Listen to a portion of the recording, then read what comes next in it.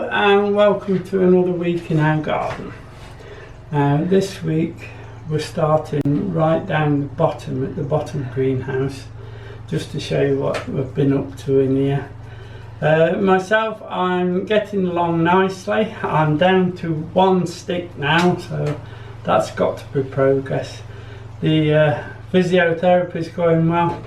I am getting a few jobs done in the garden, not a lot, but I am getting there slowly. But I have been setting a few seed. This week it will be more or less a walk up the garden to let you see what's being done and what little jobs I'm going to be doing in the week. So we'll start down here. As you can see, I put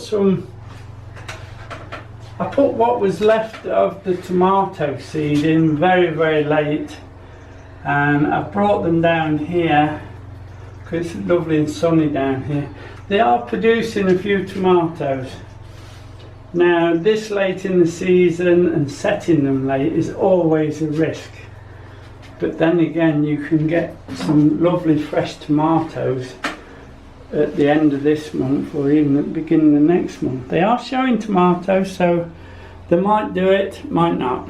The peppers started their growing season in the top greenhouse, but the weather kept going hot, cold, so they struggled a little bit.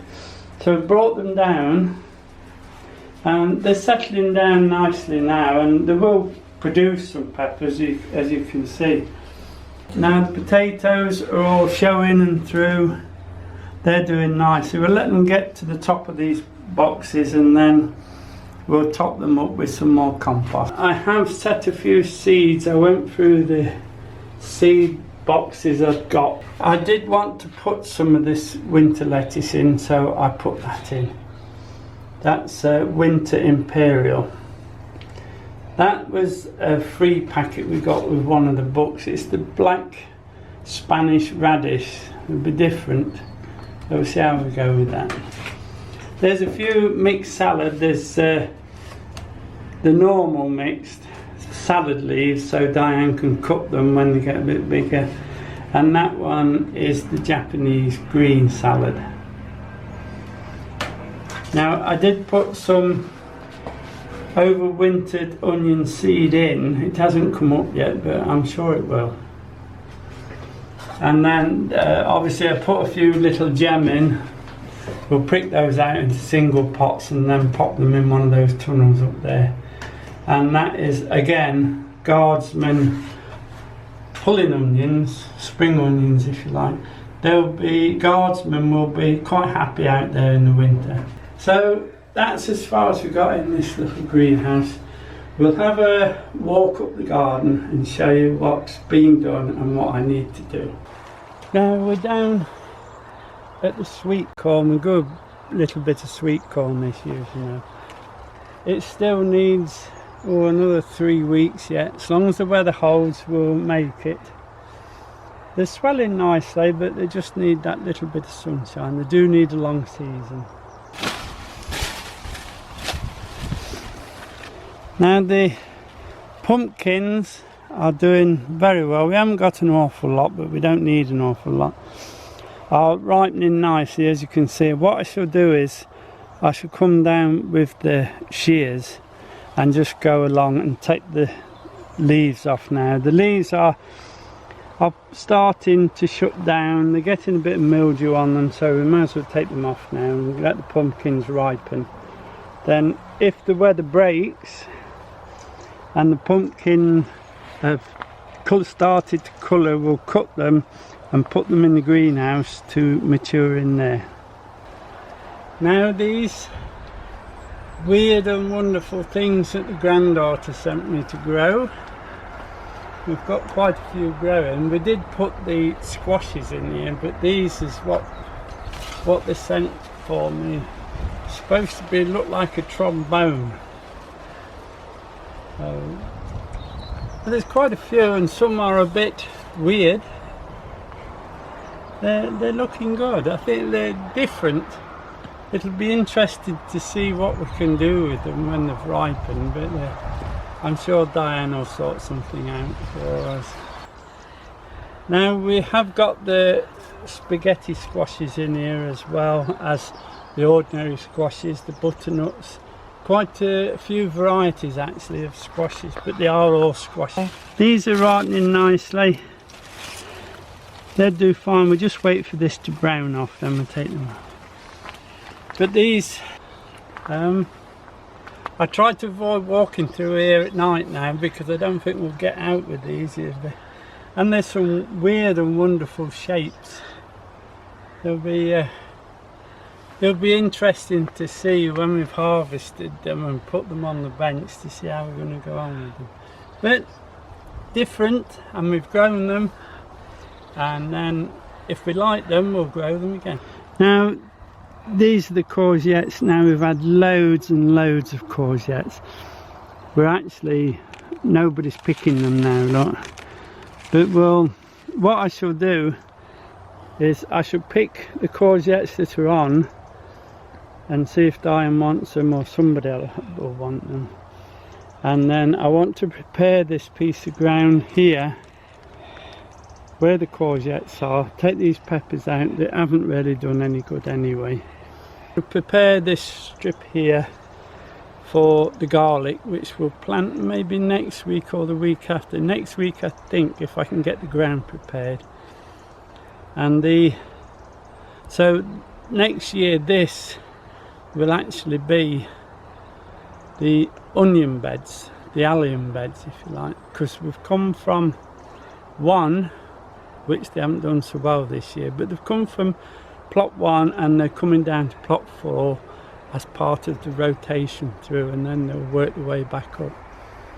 Now the sweet peas were cut down and we've had a little bit of a second flush, but they're about finished now, so they can come out this next week as well while we're preparing these beds.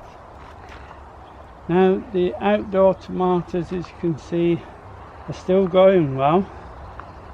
No blight as such, but they are ready for one of the last harvest, I think.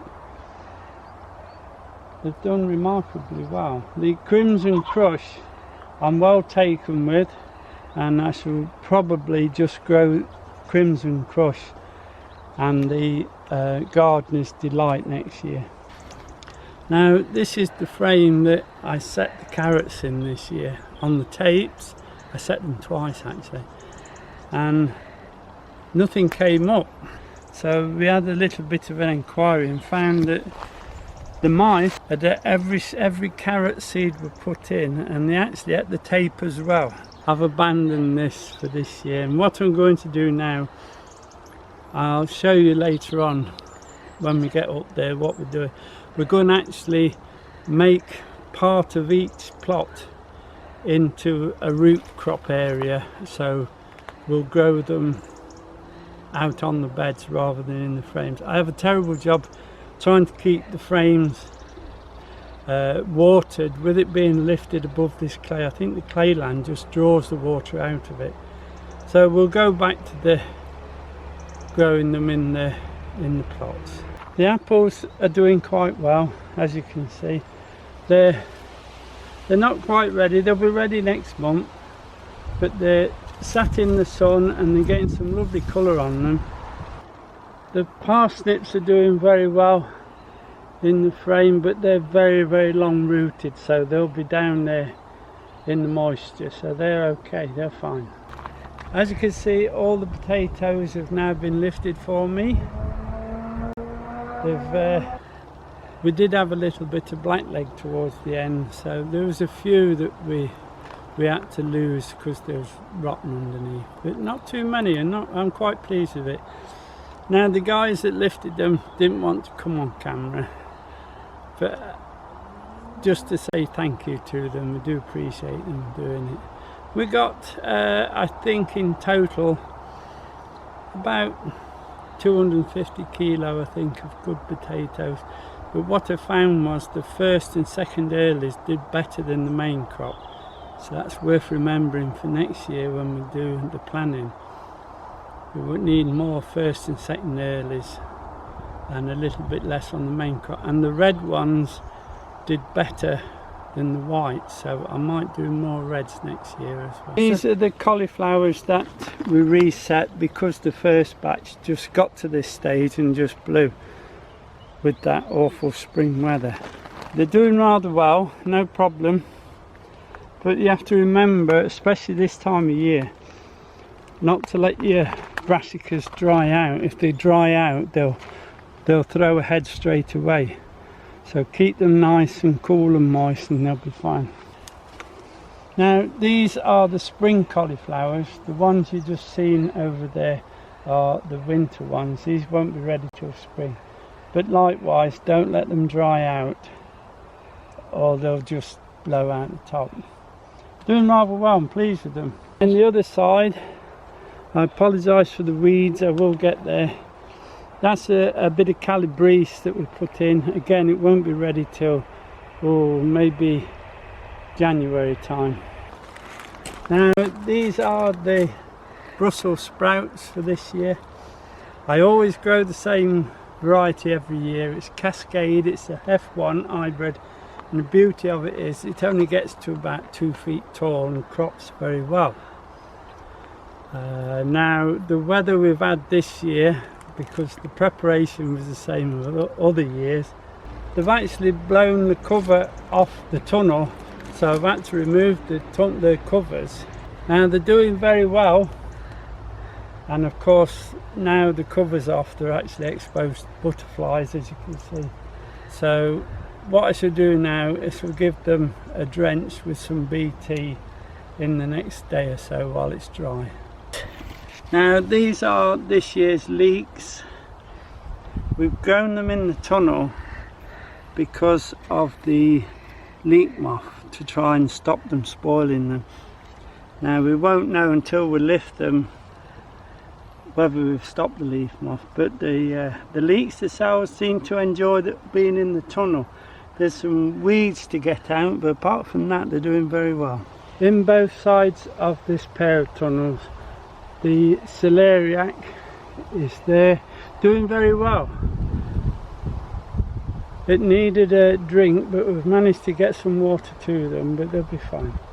We've still got a bit of beetroot here to pull.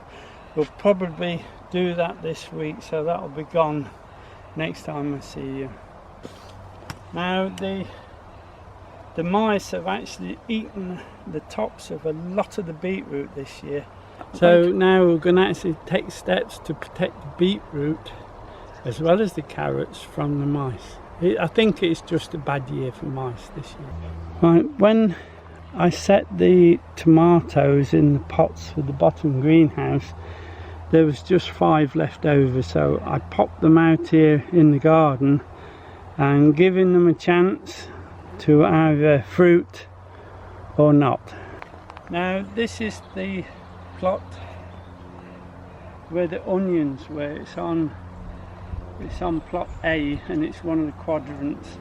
I've got one of the lads to dig it over for me, and I've actually put in the waste compost from the tomatoes in the pots that have finished, etc. That's all been dug nicely into it. A good wheelbarrow full of grit sand's gone into it. My idea being that this quarter of this plot will be for the root crops, instead of doing them in the frames that we have a terrible job to water, etc. So I'm going to grow them actually in the ground in the plots. So we'll do this one this year. On plot B we'll do that next year. So we've got part of each plot, 1, 2, 3, 4 will be for growing root crops, and that will be part of the rotation, so that should be good. While I was doing this, as you know, I've had quite a mold problem, so I've actually done it on this one, but I'll show you on the next one, which I'm having to do myself now.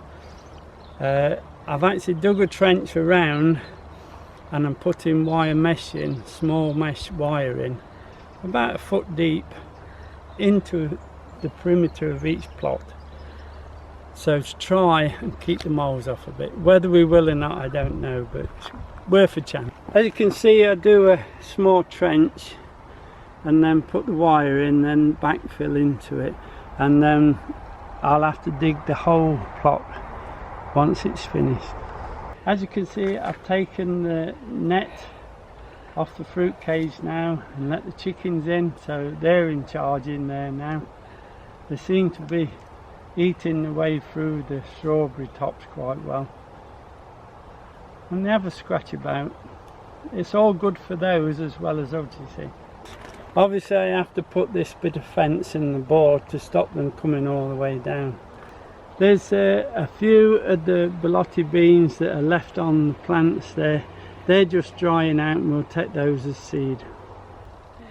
Now that'll be it for this week. We've had a little walk up the garden and I've showed you what's gone off and what's going off. The top greenhouse is nearly empty now, so there's just the tail end of the tomatoes in there, so I'll finish those this week. And so that's as far as we got up to now. I'd just like to thank you all for subscribing. Thank you very much for watching, and hopefully we'll see you next week. Bye now.